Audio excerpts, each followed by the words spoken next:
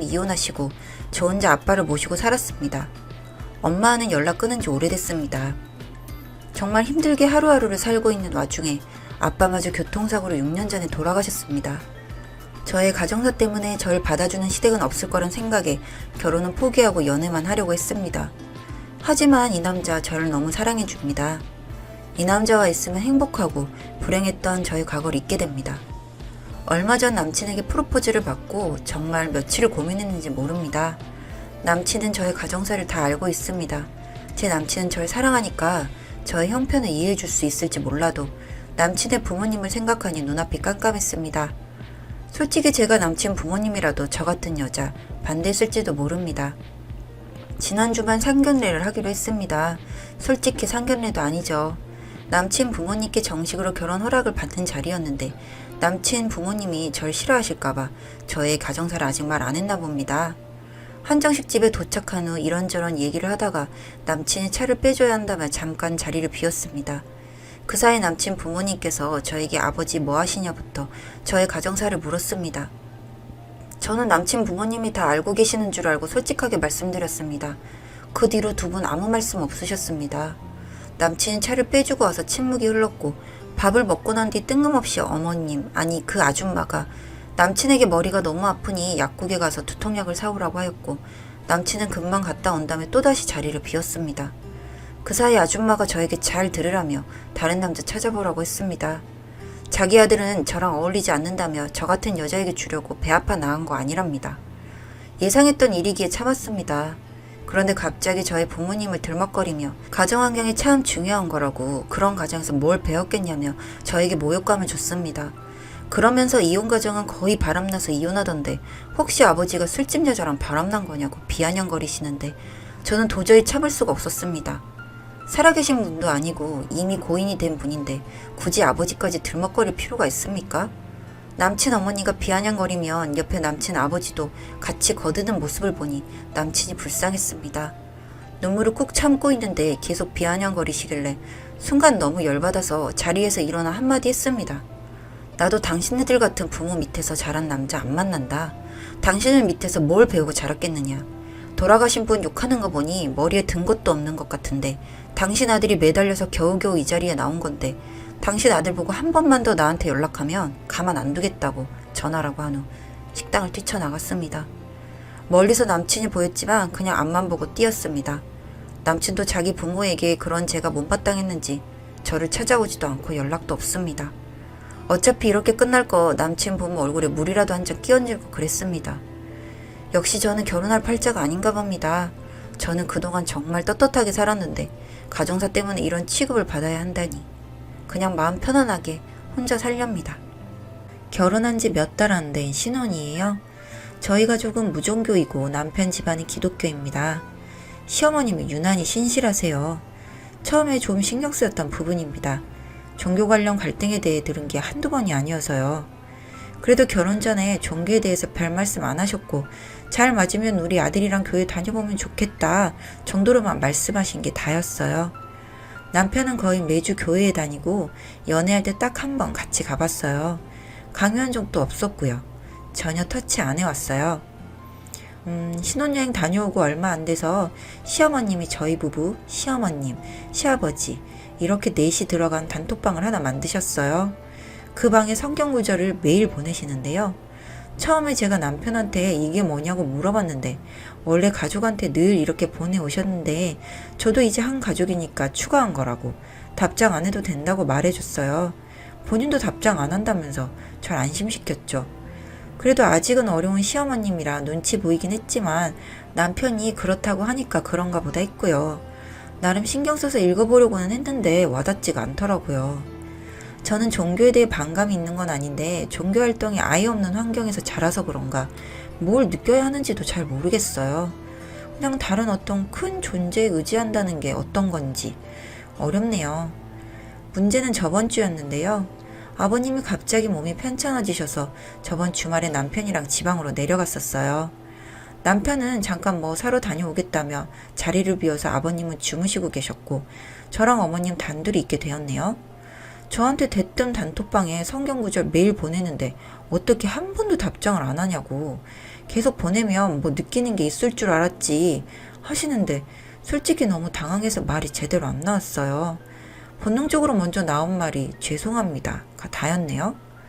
그게 다 저에게 뼈가 되고 살이 되는 거라고 꼭 필독하라고 약간 충고하듯이 말씀하셨고요.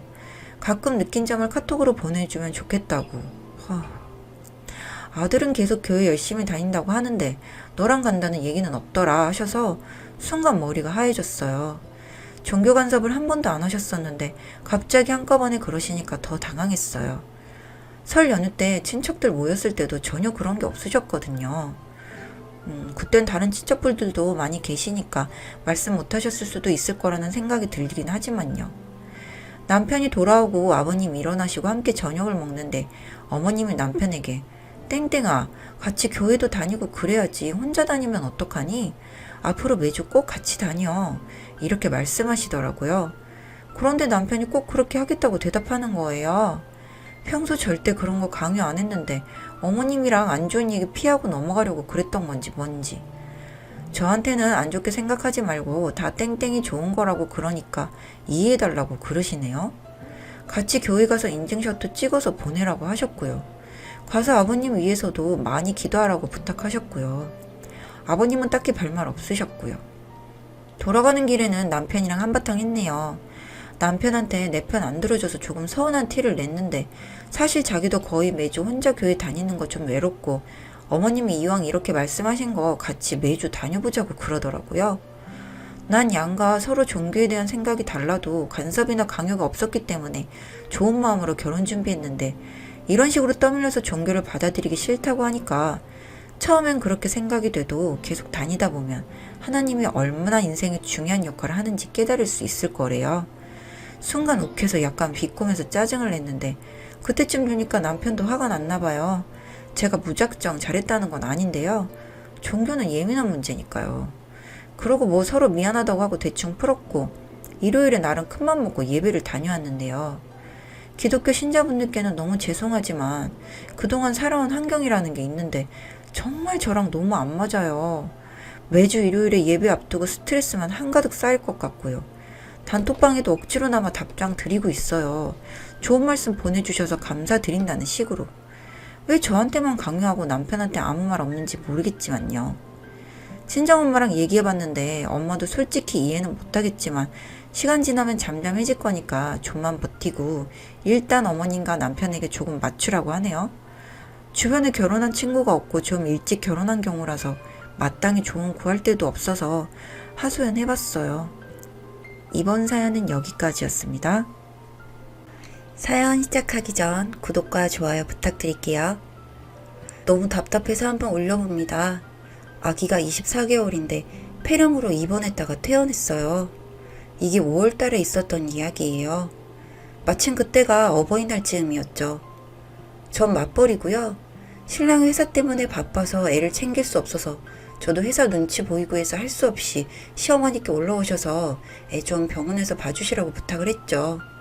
어머니 시골에서 올라오셔서 병원에서 하룻밤 주무시고 제가 회사 출근했다가 잠깐 외출해서 애를 퇴원시켜주고 다시 회사 와서 일하고 정말 정신이 하나도 없었어요.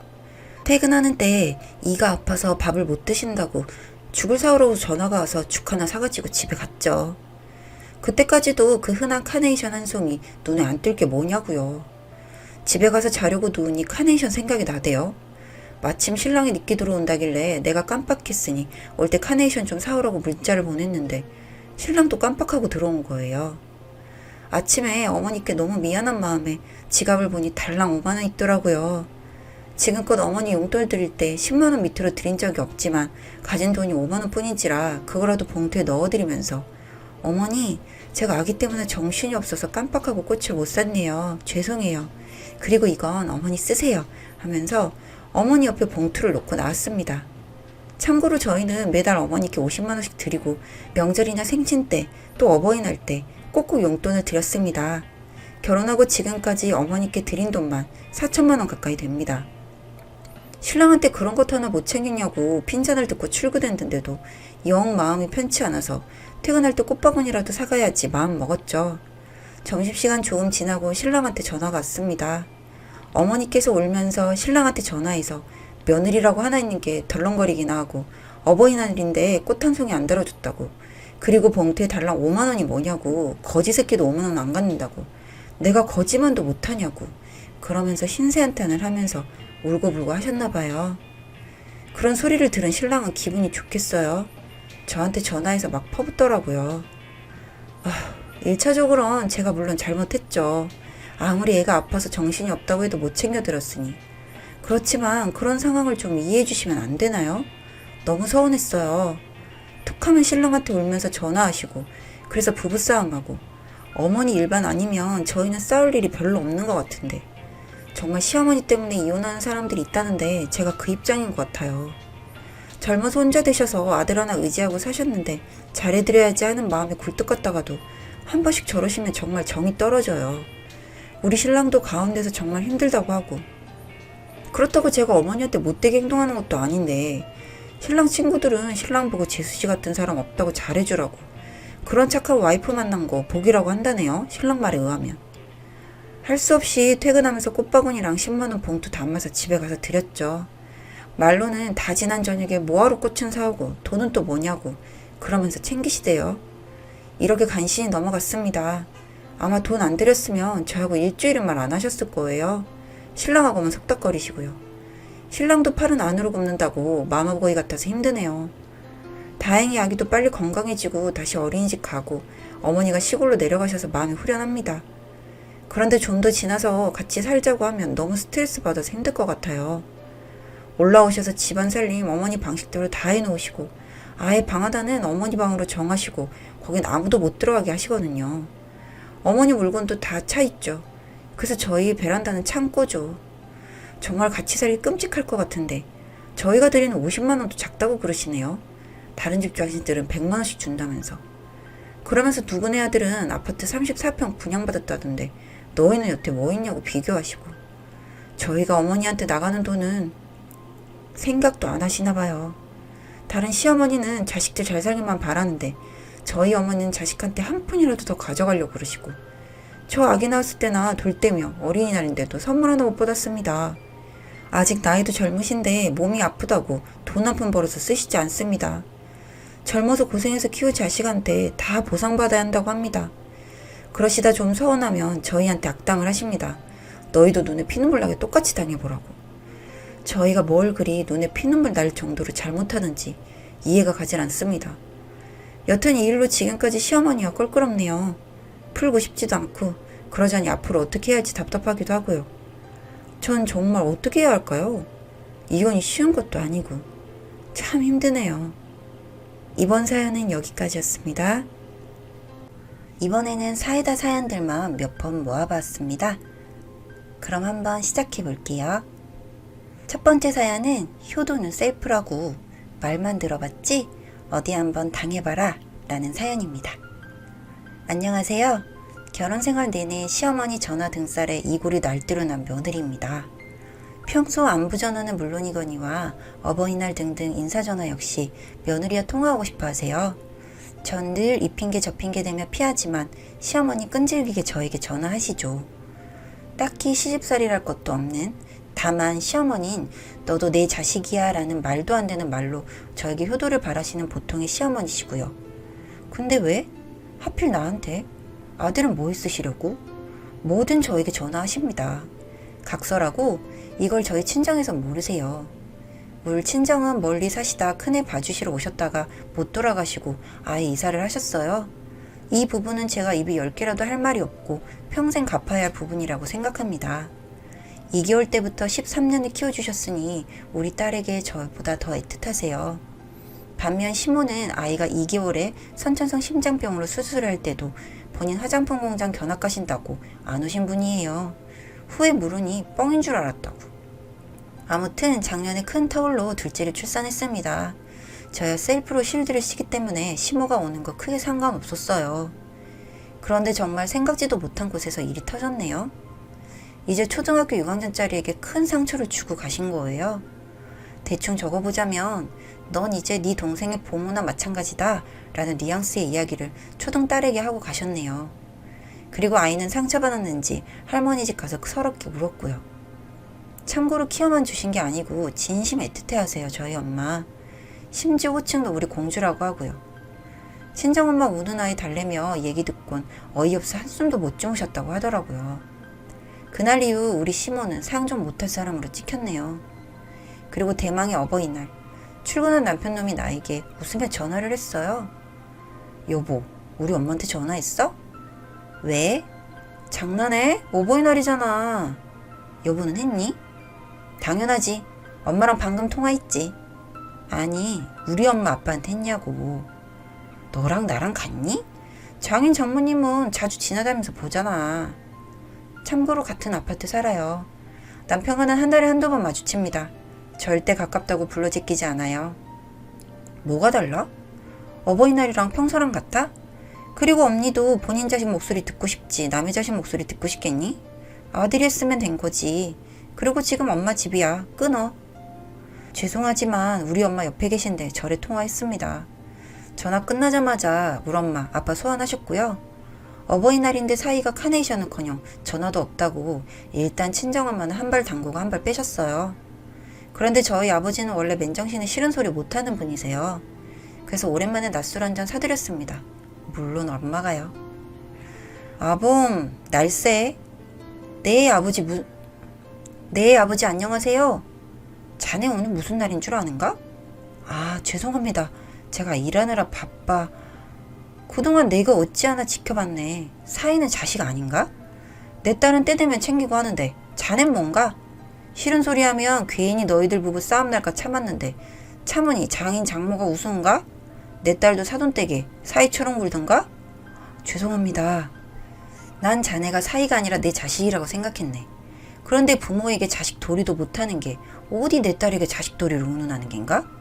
땡땡이랑 땡땡이가 너희들을 보고 뭘 배우겠나? 됐고 앞으로 자네에게 아무것도 바라지 않을 테니 자네도 내 딸에게 자네 부모 봉양 바라지 말게. 이러고 전화 확 끊어버리셨고 그리고는 나 좀 잘했지? 라고 하셨어요. 그날 저녁 퇴근해서 뭔가 하고 싶은 얘기는 많은데 우물쭈물하는 게 보이는 겁니다. 그래서 얘기해보라고 하니 엄마한테 전화해주면 안 되냐고 하더군요. 아우 모질이. 그래서 웃으며 전화해줬어요. 친정엄마에게. 강제 어버이날 감사 인사하고 끊더군요. 앞으로 내가 자발적으로 하는 거 말고는 강요도 간섭도 안 하겠다고 약속받고 일단락했습니다. 그리고 지금까지 아무 일 없이 잘 지내고 있네요. 그간은 전화할 때까지 삐지고 화내고 지랄 풍년이었는데 올해는 뭔가 이긴 느낌? 그런데 한편으론 저게 우리 엄마 아빠 속내였던 듯해서 좀 씁쓸하기도 했어요. 이젠 정말 효도는 셀프 하려고요. 어떻게 마무리 짓죠? 엄마 아빠 낳아주시고 키워주시고 지금까지 거둬주셔서 감사해요. 앞으로 다른 사람 말고 엄마 아빠한테 효도할게. 첫 번째 사연은 여기까지였습니다. 두 번째 사연은 진짜 딸이 되어드렸더니 왜 그러세요 시부모님? 이라는 사연입니다. 시작해볼게요. 안녕하세요. 예전에 어디서 딸 같은 며느리 하는데 진짜 딸처럼 굴면 기겁한다는 식의 만화를 봤었어요. 저는 전형적인 경상도 여자고요. 애교락은 하나도 없고 아버지는 안 계시고 일남 일녀 중 맞이라서 남편이자 아들 같은 딸이었어요. 나이도 먹을 만큼 먹어서 유치하게 굴지 않으려고 했는데 말끝마다 항상 애교 강요하시고 살갑게 굴어야 한다 강요하셔서 열불나게 만드는 시부모님 덕에 진짜 딸이 뭔지 보여주려고 실천에 옮겼어요. 저희 시댁 식구들은 서울분들이고 남편과 손이 신우 한 명 있어요. 신우는 출가인 된 지 오래라 별 왕래도 없고요. 딸 키워본 집에서 딸 같은 며느리를 또 원한다니 아이러니하더라고요. 첫 번째는 호칭입니다. 남들은 며느리가 엄마 아빠 하면서 그렇게 애교도 많다더라 하시길래 어머님 아버님 호칭 과감하게 버리고 엄마 아빠로 부르기로 했어요. 애교 있게 엄마 아빠 이걸 원한 것 같은데 그렇게는 안 되죠. 두 번째, 이것저것 시키기. 제가 시댁에 가거나 시부모님이 제 집에 모시면 엄마 물 좀, 아빠 테레비 소리 좀 줄여라. 아직도 저녁 안 차리고 뭐하노? 집구석이 개판이네. 좀 치우고 살아라. 시간이 몇 시인데 어딜 또 나가노? 10시까지 집에 들어온나? 엄마 아빠라고 살갑게 부르면서 이것저것 챙겨주길 원한 것 같은데 그렇게는 안 되죠. 짜증내기. 시부모님이 뭐 시키시면 좀 내가 알아서 한다고 또 잔소리 할 거면 나가라. 아, 이럴 거면 엄마 아빠가 직접 하든가. 왜 나한테 시켜? 그 정도로도 한마디 내색 안 하고 숙여주는 착한 딸을 원한 것 같은데 그렇게는 안 되죠.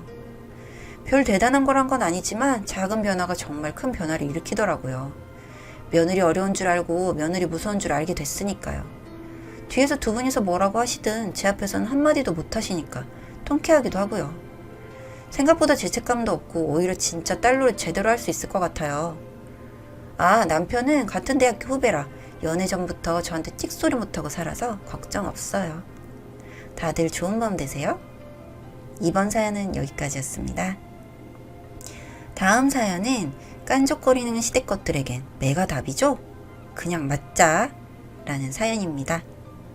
지금 날밤 꼬박 새고 마음을 진정시키기 위해 글을 씁니다.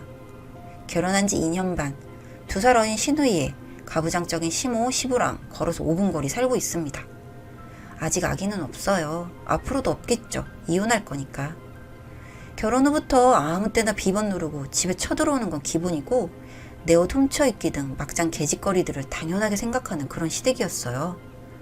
남편은 꽤 이성적이고 합리적인 사람이라고 생각했는데 결혼하고 나니 은근히 그냥 한 번쯤 져줬으면 문제 삼지 않고 넘어가줬으면 하는 뉘앙스를 많이 풍겼었고요. 저는 당연한 성격이 지랄 같고 불의를 보면 못 참는 성격이에요. 나이값 못하는 사람들에게 할 말 다 하고 인간관계에서 개념 없이 구는 것들을 만나면 몇 배로 망신 주고 꼭 갚아주고 복수해주는 그런 지랄 같은 여자입니다. 그런데 결혼하고 나니 내가 매일 싸우고 이혼할 수도 없는 노릇이고 해서 부조리한 일에도 그냥 침묵하고 넘어간 일이 한두 번이 아니었어요. 그래도 집에 아무 때나 쳐들어오는 건 절대 안 된다고 한 번 뒤집어 엎고 고쳐줬고요. 시누이년이 한 번은 사과랑 배를 가지고 오더니 언니 이거 깎아봐요 한번 이러면서 과일 잘 깎는지 아닌지 한번 보고 싶대요. 한 번도 과일 먼저 깎아서 먹어보라고 한 적 없잖아요. 꼭 이렇게 참다 말로 시켜야 돼요? 이지랄 하길래 먹고 싶으면 본인 직접 깎아 먹지 왜 참냐고 했다가 집안 뒤집어졌어요. 남편도 그냥 깎아주지 꼭 이렇게 분란을 만들었어야 돼? 넌 너무 다 싸워서 이기려고 들어. 너무 피곤해. 라고 집에 와서 목소리를 높이면서 드센 여자랑 살기 피곤하다고 지랄을 하더라고요. 그때 싸움이 크게 났는데 주먹으로 식탁을 엄청 세게 내려치더라고요. 그 바람에 제가 아끼던 친정엄마가 직접 만들어주신 접시랑 머그컵이 떨어지면서 아작이 났어요. 그래서 전 신랑 새끼 골프 드라이버로 산지 1년밖에 안 된 300 넘는 TV를 풀스윙으로 그냥 보내버렸어요. 어디 싸우면서 힘자랑하냐고 죽고 싶냐고 개지랄 하니까 미안하다고 싹싹 빌고 다시는 엄마랑 신혼년 지랄 못하게 한다고 약속했었는데 소용없네요. 인연 끌고 살 거 아닌 이상은요. 서론이 길었는데 제가 신혼년한테 쌍욕을 하게 된 이유는 금요일이 시부 생일입니다. 선물은 안 하고 용돈 봉투 50에 외식 시켜드리기로 했어요. 신혼년하고 시부는 평소에도 결혼기념일, 시모 시부 생일, 신혼년 생일, 추석 설날 어버이날 기타 등등 행사만 있으면 저를 들들 볶아가면서 친정에는 선물 얼마 해줬냐 비교질하고 사람 피말리게 했어요. 2살이나 어린 신혼년은 항상 반말 존댓말 섞어가며 비아냥 깐죽거리고 사람 돌게 만드는 게 취미고요. 저만 시댁 가면 그날은 반찬돈 다 꺼내서 베이킹소다로 냄새나는 통 다 씻고 말리게 하고 말로 하면 끝도 없어요. 하여튼 신혼년한테 전화가 왔어요. 우리 아빠 선물 뭐 샀어요? 아직 안 샀어요. 왜요? 여태 선물도 안 사고 뭐 있지? 지금 백화점인데 내가 골라놨으니까 지금 계좌이체로 돈 보내요. 80 정도만. 생신 선물 따로 용돈 50 정도 드릴까 생각 중이고 80은 너무 과해요. 과하긴 뭐가? 둘이 벌면서 맨날 그 정도도 안 하고 입 닫고 너무하네 진짜. 돈 벌어서 다 어디다가 써요? 이지랄을 하더라고요. 제가 어제 기분도 너무 안 좋은 것도 한몫했지만 묵혀놨던 개 같은 성질이 올라오더라고요. 그래도 일단 한번 참고 오빠하고 의논해 볼게요. 진짜 의논하길 뭘 의논해요. 이까짓 걸로. 그냥 돈 80만 원 붙이라니까. 조카 웃기시네. 여기서 폭발. 야, 이 상년아, 나한테 돈 맡겨놨어? 이 싹수 없이. 이랬더니 3초 침묵 후에 엄마 얘 미쳤나봐 이러고 툭 끊더라고요. 옆에 시모가 같이 있었던 거예요. 바로 다시 전화 오더니 이따 집으로 오라고 어디서 무식하게 쌍욕이냐고 네 어미가 그렇게 가르치냐고 지랄을 하더라고요. 남편한테도 전화해서 내가 미쳐서 쌍욕 짓거린다고 미친년이라고 그랬대요. 남편도 너 미쳤냐고 진짜냐고 그러길래 그냥 깔깔 웃고 전화 끊었어요. 그리고 진짜 오늘은 끝장을 본다고 생각하고 누구든 지랄하면 10배로 갚아준다고 마음 단단히 먹고 저녁에 찾아갔어요. 신랑 새끼는 무조건 싹싹 빌라고 그냥 아무 말도 안 하고 분노 숨긴 채 현관문 열었어요. 신혼년이랑 시모가 신발장에 둘이 나란히 서서 저 죽일 듯이 쳐다보더라고요. 무릎 꿇고 용서 빈 다음에 신발 벗고 들어오래요. 아버님도 소파에 앉아서 저 죽일 듯이 노려보고요. 신랑 새끼는 벙어리처럼 가만히 앞만 보고. 욕을 많이 듣긴 했는데 다 기억은 안 나고, 시어머니는 무식한 년이 집에 들어와서 집안꼴 개판났네. 제가 전문에 나왔다고 항상 뒤로 무식하다고 씹었어요. 신우이년은 4년째인데 경상도에 이름도 못 들어본 4년에 나와놓고. 며느리 노릇 제대로 하나 하는 것도 없고 예쁜 짓을 해야 예쁘지, 가정부인 못 받은 년 등등. 제가 아버지가 없습니다. 그래서 편부모를 하고 평소에도 개무시해왔고요. 신우년은 너 오빠랑 이혼시킬 거야, 사이코 같은 년아, 무릎 꿇고 빌으라니까? 이러면서 어깨를 툭툭 치더라고요. 꿇으라고. 그때 그냥 눈깔 돌아가서 야 이년아 이러면서 머리채 휘어잡고 주먹으로 얼굴 3대 연속으로 퍽퍽퍽 때렸더니 신우인형 깍깍대며 울고불고 소리 지르고, 시어머니는 제 머리털 다 뽑고 목이랑 팔뚝이랑 손까지 다 핥혀서 지금 아예 살점이 떨어져 나갔어요. 신우년은 코피 터지고 시아버지는 뜯어 말리며 아이고 지랄났네 아이고 지랄났네 이 소리만. 신랑도 말리는데 제가 끝까지 신우년 머리털 안 놓고 두피까지 다 쥐어 뜯어줬어요. 니킥으로 얼굴도 날리고 아주 죽인다고 생각하고 개패듯이 패줬어요. 신우랑 분리되면서 시어머니도 발로 한 방 차줬어요. 그래도 분이 안 풀려서 뒤돌아서 신랑 주먹으로 얼굴 2방 때렸고 저도 머리통 한 대 얻어맞고 집으로 왔어요. 바로 따라와서 지랄할 줄 알았는데 안 오고 연락도 없다가 너 같은 여자랑은 못 산다고 미친년이라고 연락 왔어요. 일단 얼굴 생채기 때문에 오늘 출근은 못하는데 싸우고 나니까 심장 두근거림도 없이 좋네요. 제일 다행인 건 제가 아직 혼인신고를 안 했고 애도 없다는 점. 집도 월세라서 제 몸만 쏙 나으면 되는 게 다행이네요. 오늘 차로 제 물건 다 실어서 일단 친정으로 갈 생각인데, 진짜 내가 여자들한테 해주고 싶은 말은 결혼을 해보기 전에는 시댁이 어떤 미친년인지, 남편이 얼마나 아내의 힘듦 앞에서 쫄보인지 알 수 없어요. 결혼하고 2, 3년간 혼인신고하지 마세요. 애도 낳지 마세요. 모든 건 살아보고 결정하세요. 그리고 결혼해봤자 좋을 일 별로 없어요. 같은 침대에서 한 입을 덮고 자고 같이 눈 뜨는 행복? 오래 안 가요. 귀찮고 징글징글해요. 모든 게 다. 더 못 해준 게 억울하네요. 너무했다고도 생각 안 해요. 속이 너무 후련해요. 왜 의무와 정신적인 스트레스만 주는 이런 관계를 결혼이란 이름으로 다 감수했던 건지 지난 2년도 너무 후회되고, 마음 여리고 소녀 같은 우리 엄마 놀라실 거 생각하면 죄송할 뿐.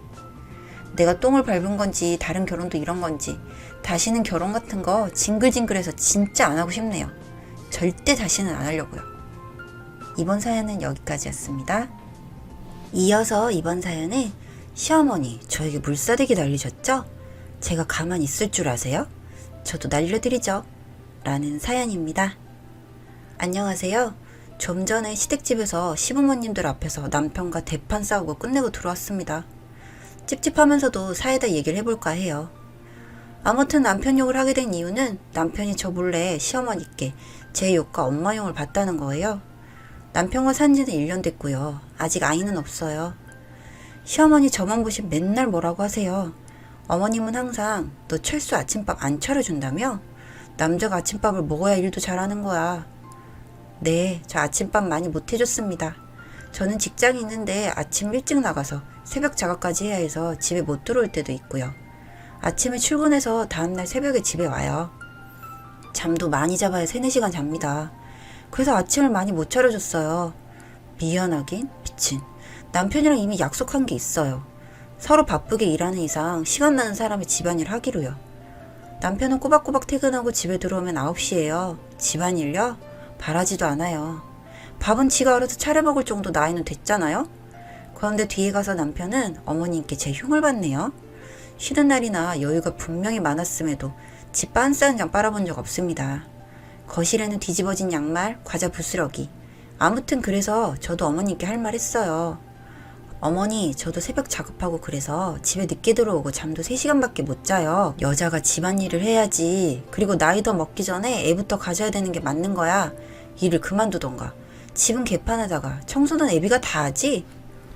언제 또 저희 집에 오셨는지 아니면 남편이 얘기를 했는지 얼척이 없어서 어머님께 이러저러 해서 남편과 여유 있는 사람이 집안일 하기로 했다고 하니까 남편은 하늘이야.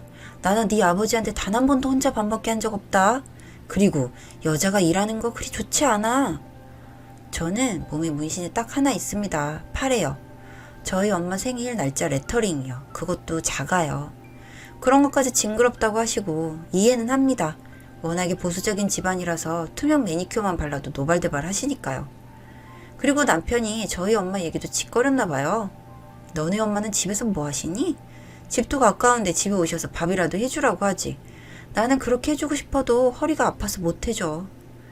허리 아프시다면 산에는 맨날 올라가요. 저희 엄마는 류마티스 관절염 때문에 손가락이 많이 휘셔서 숟가락질도 불편해하세요. 아무튼 어머님이 하신 말들은 일부고요. 그 밖에 저희 엄마 손 모양으로 흉도 보고 했어요. 어머님 입에서 제 엄마 이야기가 나오니까 화나고 눈물이 나더라고요.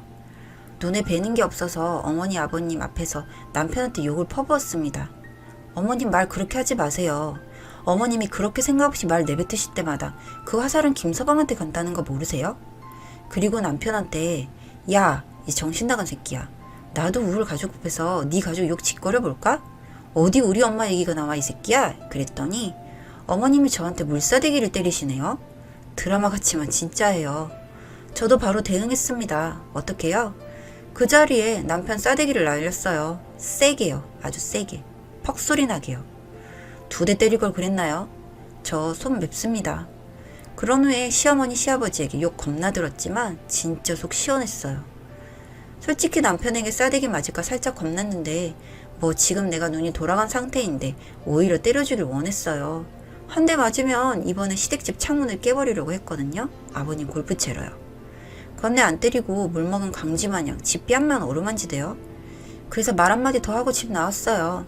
마마보이 새끼야, 엄마 젖이나 더 처먹어라. 그리고 앞으로 내 앞에 나타나지 말고 이혼 준비해. 그리고 시댁집 신발 전부 밖으로 차버리고 나왔어요. 저희 가족 욕을 한두 번 한 게 아니에요. 참고 참다가 오늘 폭발한 거예요. 근데 너무 잘한 것 같아요. 너무 통쾌하고 씁쓸하지만 오늘 이후로 남편과 시댁이랑은 빠이빠이네요. 엄마 아빠께 이혼한다고 얘기를 어떻게 꺼내야 할지 걱정이에요. 지금 남편에게 전화하고 난리 났는데 전원 꺼버렸어요. 정이 있었던지라 마음은 아프지만 떳떳하게 제 일하면서 인정받고 살려고요. 아, 생각해보니 아직 혼인신고를 안 해서 이혼할 필요가 없네요. 그냥 끝이네요. 어차피 집도 내 거, 가구 같은 건 남편 내 거니까 주면 그만이고요.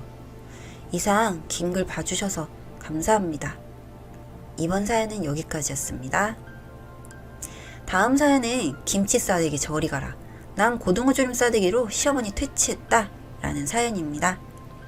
안녕하세요. 정말 견디다 못해 살다가 이제서야 제정신 차리고 다른 분들에게 도움이 될까 싶어 사연 보냅니다. 저희 집과 시어머니 집은 걸어서 15분 거리입니다.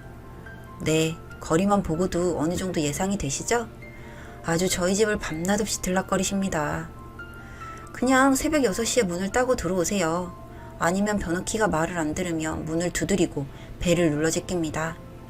옆집이고 아랫집이고 항이 들어올 만큼요. 그럼 이렇게 올 때는 분명 대단한 일이 있겠죠? 급한 일이 있어서일 수도 있으니까요. 그런데 문 열어주면 얼마 전에 한 치과 치료 받은 데가 이상한 것 같으니 병원 데리고 가달라. 방금 김치전을 했는데 많이 했으니 너네 먹어라. 뭐 이런. 어느 날은 부부 관계하는 도중에 도어락 풀리는 소리가 들려서 급하게 몸을 숨긴 적도 있습니다. 이건 정말 남편도 견디다 못해 들고 있던 리모컨을 던져버릴 때도 있었고요. 그랬더니 시어머니 바로 저에게 와서 멱살을 잡으시더군요. 네, 잘못 보신 거 아닙니다. 남편 아니고 제 멱살이요. 그리고 이렇게 말씀을 하시더군요. 내 아들을 어떻게 훈련했길래 물건을 던져? 저런 거 모르고 살았던 앤데. 그리고 어느 날은 갑자기 쳐들어오셔서 그냥 갑자기 목 놓아 울기 시작하시더니 저를 가리키며 니년 때문에 우리 아들이 변했어 라고 소리를 지르시더군요. 정말 벼락맞은 기분이었습니다. 신혼 초반에는 시아버지가 하시는 일을 그냥 도와드렸어요. 그 일을 좋은 마음으로 도와드리는데 옆에서 이게 어쩌네 저건 틀렸네 계속해서 지적질. 그래서 어머니 그럼 저 그만할래요 라고 말씀드렸더니 틀린 걸 말해줬으면 고쳤어야지. 너 내 밑에서 일했으면 이미 따기 한 대 올려 붙였다. 이렇게 말씀하시더군요.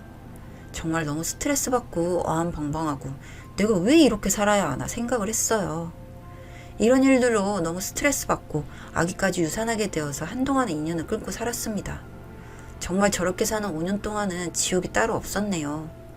그러다가 저에게 아기가 생겼고 남편도 아기가 태어나고 하니 마음이 흔들리는 것 같더라고요.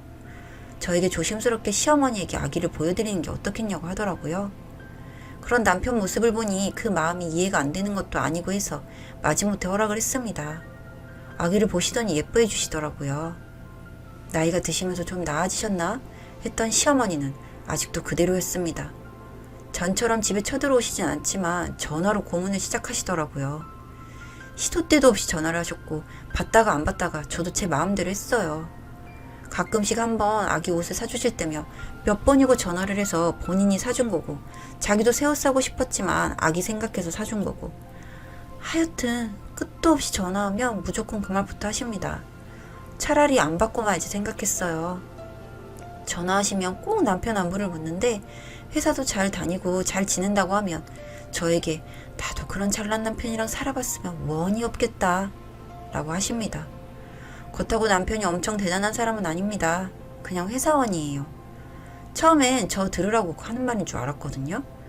절 부러워하시는 게 진심 같더라고요. 여기까진 어느 집에서나 있을 수 있고 평범한 갈등이라고 저도 생각해요. 워낙 이상하신 시어머니들 많이 계시니까요. 그런데 문제는 이제부터가 시작입니다. 제가 1년새로 친정 부모님이 다 돌아가셨습니다. 두 분 다 사고로 떠나셨기 때문에 제 마음은 정말 너무 힘들고 아팠어요. 먼저 친정아버지가 돌아가셨을 때 장례식에 오셨습니다. 안 오셨으면 했지만 오신다고 하니 배웅하러 나갔었고요. 장례식장에서도 저는 너무 힘든데 자기 아들 잠 못 자서 어쩌냐며 그렇게 걱정을 하시더군요. 잠 못 자는 게 부모 잃은 마음보다 클까요? 저희 친정엄마도 물 한 모금 못 넘기고 겨우겨우 버티고 계시는데 그 앞에서 상주 역할도 힘이 있어야 한다면서 우리 아들 식사 좀 잘 챙겨주시라고 하시던 시어머니. 정말 정 떨어졌습니다. 그래도 자리가 자리인지라 그냥 넘어갔어요. 제가 버스터미널까지 모셔다 드렸어요. 그런데 그 버스터미널이 상당히 큰 곳이었는데 거기서 본인의 옷을 고르기 시작하시더군요. 상복 입고 서 있는 절 옆에 두고요. 이분이 뭐 하시나 싶었지만 그 당시에는 저도 마음이 너무 안 좋고 이런 일까지 속에 제정신으로 살아가지 못할 것 같았거든요. 그리고 친정엄마 장례식 때는 오셔서는 대뜸 하시는 말씀이 부부가 사이가 좋아서 이렇게 따라간 거라며 저보고 슬퍼하지 말라고 하시더군요. 친정엄마도 사고로 갑자기 돌아가신 건데 저런 말씀을 하시는 게 도저히 제 장식에선 이해가 되질 않았습니다.